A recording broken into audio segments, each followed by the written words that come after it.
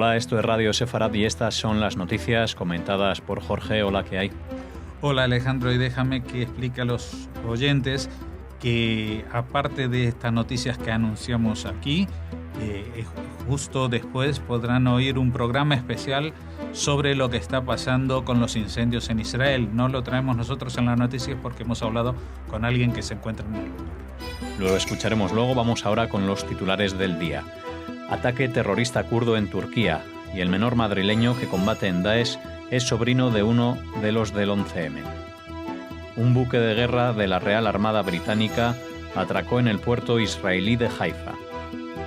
Se complica el asunto de conflicto de intereses en la compra de submarinos alemanes por Israel.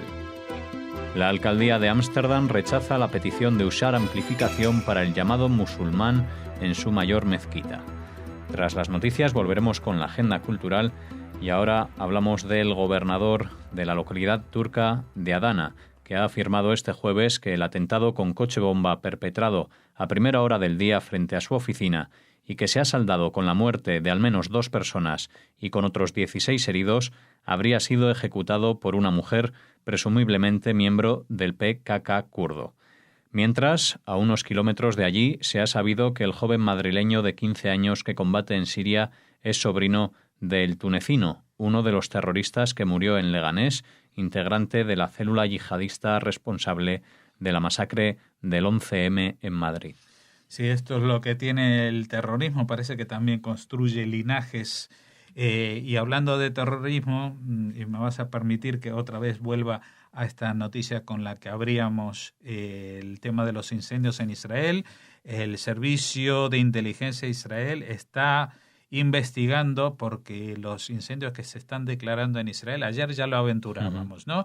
Que se están creando cada vez más nuevos focos en sitios distantes. O sea, que no tiene que ver que un mismo bosque esté seco o no esté tan seco.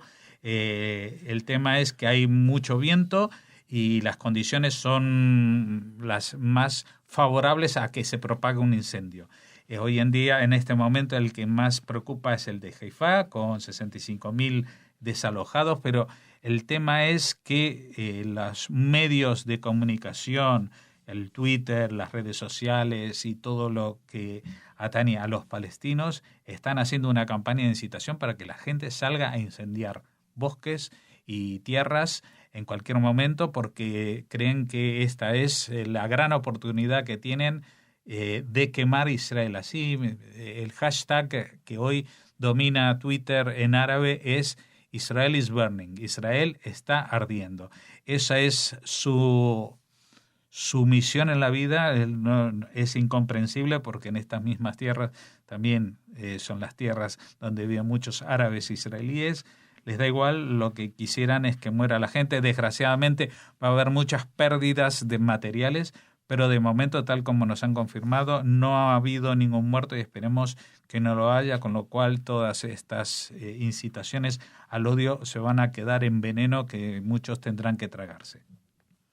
Un buque de guerra de la Real Armada Británica atracó en el puerto israelí de Haifa, en una época de grandes tensiones en el Mediterráneo oriental. Se trata de la primera vez que un barco de esas características atraca en ese puerto desde 2009. Antes de arribar, el HMS Bulwark participó en varios ejercicios navales con la Marina de Israel. Aunque ambos países han declarado que se trata de una visita de rutina, esta tiene lugar poco después del despliegue del portaaviones ruso Almirante Kuznetsov frente a las costas de Siria. El HMS Bulwark es el segundo buque más largo de la flota británica, con 176 metros de eslora, despliega 18.000 toneladas y lleva a cerca de 600 marinos. Sí, justamente está también atracado en Haifa, que es el escenario de las noticias que hablábamos antes. Llama la atención porque, como decíamos, habían sido casi 7 años desde que un buque de estas características inglés atracara en Haifa y ahora lo hace. Y esto ha sido interpretado como que, aparte de venir para estas maniobras conjuntas o ejercicios navales con la Marina de Israel, pues esto era como una especie de tapadero para tener un barco de estas características de una fuerza de la OTAN muy cerquita de este gran portaaviones ruso, es el más grande que tienen, el Kuznetsov, que hoy en día, en vez de estar, no sé, custodiando las fronteras de Rusia en alguno de los mares que lo rodean, pues lo tienen en el Mediterráneo, justo frente a las costas de Siria, lo que ha puesto muy nerviosos a todos los organismos militares de defensa de Europa. No olvidemos que también en estos días se han vuelto a reiterar los vuelos rasantes de aviones, cazas rusos sobre territorio de la OTAN, incluso sobre territorio español. Han sobrevolado muy cerca de la base de Rota. David Shimron, el abogado del primer ministro Benjamin Netanyahu, se puso en contacto con el asesor legal del Ministerio de Defensa hace 2 años para preguntarle por la situación del acuerdo con el astillero alemán que representa, fabricante de los submarinos encargados y ahora bajo sospecha. El consorcio alemán ThyssenKrupp, representado por Mickey Ganor, cliente de Shimron, quería el contrato, pero sin tener que participar en el proceso de licitación. El correo electrónico que envió entonces es importante porque Shimron aseguró que nunca habló con el primer ministro o con algún otro funcionario público sobre el asunto, por lo que no habría fundamentos para una denuncia sobre conflicto de intereses. Un diario alemán desveló que Shimron estuvo presente al menos en una reunión de Ganor con los representantes alemanes de la empresa. Sí, esto se está complicando. Ayer dábamos la noticia de esta sospecha, de algo que se había destapado en la prensa israelí, sobre que el abogado personal de Netanyahu también era el abogado de la empresa que estaba fabricando estos submarinos, que Netanyahu encargó sin contar con un informe demasiado, entusiasta de los organismos de la defensa israelí, que no veían como tan necesario la compra de otros submarinos para sumar a los que ya se habían comprado. Estos submarinos se han encargado a un consorcio que se llama ThyssenKrupp, y resulta que ahora, donde este abogado personal de Netanyahu dice que no había tenido ningún contacto con Netanyahu ni con otra persona del gobierno sobre este tema de los astilleros, pues ahora resulta sí que hay un email que confirma que sí hizo una consulta, que sí había gente a la que había preguntado sobre cómo iba esa gestión, con lo cual, si ayer se decía que se iba a desestimar esta causa, posiblemente ahora la admitan a trámite y esto se convierta en un juicio de conflicto de intereses, que no sé si de corrupción, pero que por lo menos para el abogado Shimron va a ser complicado demostrar que no tenía absolutamente ningún interés en la compra justamente de estos submarinos en estos astilleros que también eran clientes suyos. La alcaldía de Ámsterdam rechazó una petición de la mezquita de Wester en la ciudad para usar amplificación para el llamado musulmán a la oración desde su minarete de 42 metros de altura, aduciendo que su volumen alteraría la tranquilidad y perjudicaría la salud de la población. Cuando la mezquita fue construida, sus líderes acordaron que el llamado a la oración no se amplificaría desde los altavoces de su minarete. Pero cuando el alcalde de Ámsterdam visitó la mezquita la semana pasada, los fieles le pidieron revocar el acuerdo y permitir la llamada por altavoces.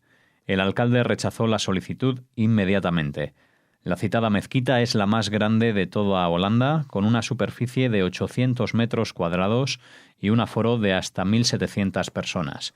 En Israel, el Parlamento intentó legislar sin éxito una medida en contra de la amplificación del llamado de oración, lo que llevó a la dirigencia palestina a amenazar con una guerra santa en caso de que se aprobase. Esta noticia no tendría mayor trascendencia si no fuera en el contexto de que lo que pasa en Ámsterdam puede pasar, pero y nadie le va a hacer caso. Pero si pasa en Israel, pues es como provocar una guerra santa. Eso es lo que muchos han visto en la medida que intentaba controlar los decibelios con que se llaman por los altavoces al rezo a las 4:30 de la mañana. En cambio, en Ámsterdam directamente les han dicho de que no pueden usar altavoces y se lo han reiterado y se acabó. Se acabó, esto es lo que hay, porque aparte estamos hablando de que aunque uno sea muy religioso y aunque uno quiera respetar las tradiciones y dar la libertad religiosa para todos los miembros, la utilización de altavoces no es un mecanismo tradicional. Vamos a ver, para eso los minaretes son tan altos, tiene 42 metros, es para que lo escuche toda la gente. Eso es lo que manda la tradición.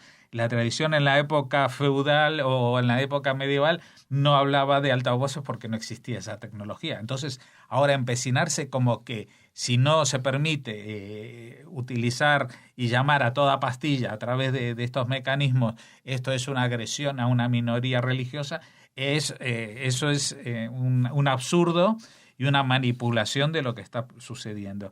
Y también ha sido una manipulación, en el caso israelí, que hasta ahora ha permitido, pero que el tema es que se ha sobrepasado la cantidad de decibeles, se ha sobrepasado los horarios permitidos, etcétera, etcétera. Y bueno, hoy en día, aparte, yo qué sé, si hay mucha gente que si tú dices si tiene que ser a una hora en particular, digo yo, ¿no? No pueden hacer una app que la gente le suene una alarma y escuchen la voz del muezzin a través del móvil. Todo el mundo tiene móviles en Israel, todo el mundo tiene móviles en Ámsterdam, por lo menos todos los que viven en estas grandes ciudades. Así que si vamos a la tradición lo que dice es que tienen que oír el llamado del muezzin, pero no tienen por qué oírlo a toda pastilla desde una situación que van a molestar a mucha gente que no son musulmanes, porque ni en Ámsterdam, ni en Tel Aviv, ni en Jerusalén la mayoría de los pobladores son árabes. Entonces hay que aprender a convivir.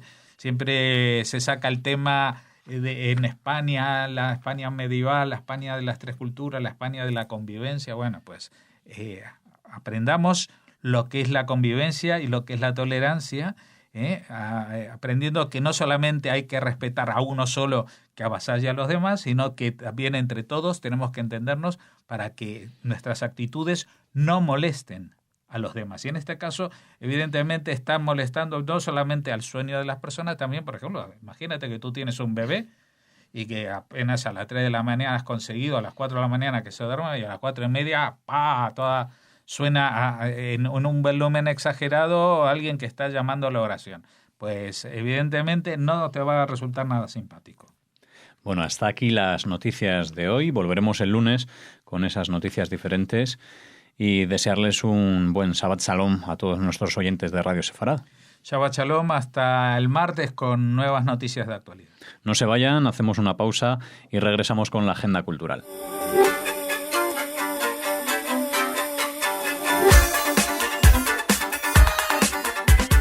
Regresamos ahora con la agenda cultural y damos la bienvenida a Raquel. ¿Qué tal? Hola Alex, hola a todos los que nos escuchan. Bueno, cuéntanos qué nos traes hoy pues para ir acabando la semana. Estamos de enhorabuena. Bueno, les queremos contar que la artista judeo-argentina Marta Minujín ha obtenido el Premio Velázquez de Artes Plásticas 2016. Este galardón lo concede el Ministerio de Educación, Cultura y Deportes español desde 2002 para otorgar el reconocimiento institucional a un creador cuya obra sobresale con especial significación en el ámbito de las artes plásticas. Minujín es la tercera mujer que recibe el galardón. El premio está dirigido a destacar su aportación sobresaliente a la cultura española e iberoamericana por la totalidad de su obra. Está dotado con 100.000 euros. Ole. Es una noticia que nos ha hecho llegar nuestra experta en Bellas Artes, Alicia Perris, y comentarles, por ejemplo, que el jurado ha distinguido al artista con el galardón porque con su máxima creativa Todo es arte, ha sido pionera en nuevos comportamientos artísticos y en el desbordamiento de los marcos institucionales del arte y de los medios. Han argumentado el premio de diferentes maneras. Seguro que hablamos con Alicia Perris de la trayectoria y del Premio Velázquez de Artes Plásticas 2016 a Marta Minujín y decirles que nació en Buenos Aires en 1943, realizó sus estudios en las Escuelas Nacionales de Bellas Artes en su ciudad natal. Presentó su primera exposición individual en 1959 en el Teatro Argón y obtuvo una beca del Fondo Nacional de las Artes Argentinas, lo que le permitió instalarse en París. Le han dado muchísimos premios y, bueno, a comienzos de la década del 70, en un contexto de protestas civiles, Martha Minujín realiza en Nueva York, entre otras, 2 importantes acciones. Kidnapping, una combinación ficcional de secuestro y happening, e Imago Flowing, que fusionaba ópera y happening. Ella sigue trabajando, Martha Minujín, como artista en su taller en el barrio porteño de San Cristóbal. Así que hasta allí esperamos que llegue nuestra felicitación. Esperamos que sí, damos la enhorabuena a Marta y que siga cosechando éxitos. ¿Y qué más para seguir? ¿Qué tienes por ahí? Pues una noticia muy bonita que nos habla de Shoah, de Ana Frank, porque un comprador anónimo ha adquirido por 140.000 euros un poema manuscrito de Ana Frank. El precio de salida era, para los que sientan curiosidad por estos datos, era de 30.000 euros. La composición está dedicada a Cricri, el apodo de Christian Van Marsen. Su hermana pequeña, Jacqueline, que hoy tiene 87 años, fue compañera de colegio y la mejor amiga de Ana, y una persona que ha dedicado buena parte de su vida a recordar a la autora del famoso, quizá el más famoso, ¿no?, diario de la Shoah. Los versos están fechados el 28 de marzo de 1942 y aparecían en el cuaderno de poesías de Christian. Era habitual que las chicas, bueno, los niños también, las niñas y niñas, intercambiaran poemas en estos libros como recuerdo de sus compañeros, ¿no? Dice Jacqueline que su hermana arrancó esta hoja en 1970 porque no le tenía el mismo apego que siento yo por otra poesía de Ana dirigida a mí y que guardo. Por eso la vendo. O sea, ella se queda con la poesía que Ana le dedicó a ella, a Jacqueline, y vende la de su hermana. Jacqueline ha sido autora de 4 libros sobre aquella época, sobre su relación con Ana Frank, y ofrece habitualmente conferencias en torno a su relación con ella y a su figura. Ana Frank se vio obligada a esconderse de los nazis muy pocos meses después de haber escrito estas estrofas. ¿Las quieres leer? Claro. Vamos allá con ellas. Trabajaste sin cuidado, un tiempo precioso malgastado. Inténtalo con ímpetu renovado, mejor que en el pasado. Te criticaron los demás porque diste en fallar. Bien les responderás si procuras mejorar. Bueno. Estaba muy... Le sermoneaba un poquito Ana a Cricri. Consta de 4 pareados, ya han visto. Los 2 primeros los copió Ana, que tenía entonces 12 años, de un semanario, y los otros 2 se le atribuyen sin confirmación oficial, más allá de la palabra de las hermanas Van Marsen. Así que concluye el poema diciendo: para que me recuerdes, Ana Frank, una dedicatoria típica que para nosotros cobra un sentido especial porque Ana Frank es inolvidable. Pues ahí queda en el recuerdo. Y bueno, ¿con qué cerramos hoy? Pues mira, nos llega un libro interesantísimo leer de André Kertész, no me confundo, André no Inre, que es uno de los libros de fotografía más importantes del siglo XX. Lo publican en coedición las editoriales Periférica y Errata Nature, 2 de nuestras preferidas, y como les decimos, se publica ahora en esta edición española, más de 40 años después de su primera y celebrada edición en inglés. Es un libro clásico de la fotografía, pero que sigue manteniendo su modernidad y su vanguardia. Es tierno y revelador y cuenta en esta edición española con un prólogo del maravilloso Alberto Manguel y una nota de Robert Curvo, que es experto en la obra de Kertész. En las fotografías tomadas entre 1915 y 1970, Kertész capturó a lectores de toda condición en momentos intensamente personales y, sin embargo, universales, y en cualquier lugar imaginable: azoteas, parques públicos, calles abarrotadas, tal vez en memoria de su difunto padre, que era librero, o porque entendía profundamente la naturaleza transformadora de la palabra impresa. Kertész empezó a fotografiar a personas absortas en la lectura tan pronto como comenzó a tomar fotos, un tema que siguió intrigándole muchos años más tarde, ya en París o en Nueva York, incluso en sus viajes por todo el mundo. una de las primeras fotografías de esta colección, que aparece, por supuesto, en el libro, 3 niños pequeños encorvados sobre el libro que uno de ellos sujeta con las rodillas, la hizo en Hungría con poco más de 20 años y fue el inicio de una serie fascinante que hoy todavía imitan muchos otros fotógrafos. Una serie muy interesante, ¿no? Dado que cada vez es más complicado o menos habitual encontrar a personas leyendo en el ámbito público. Él nació en Budapest en 1894 y falleció en Nueva York en 1985 y fue uno de los fotógrafos más singulares e influyentes del siglo XX. Hablaremos más de este autor y de su libro Leer. Muy bien, pues volveremos con él y volveremos nosotros ya la próxima semana, el lunes en concreto, con esas noticias diferentes para empezar la semana. Es hasta el lunes y Shabbat Shalom. Shabbat Shalom.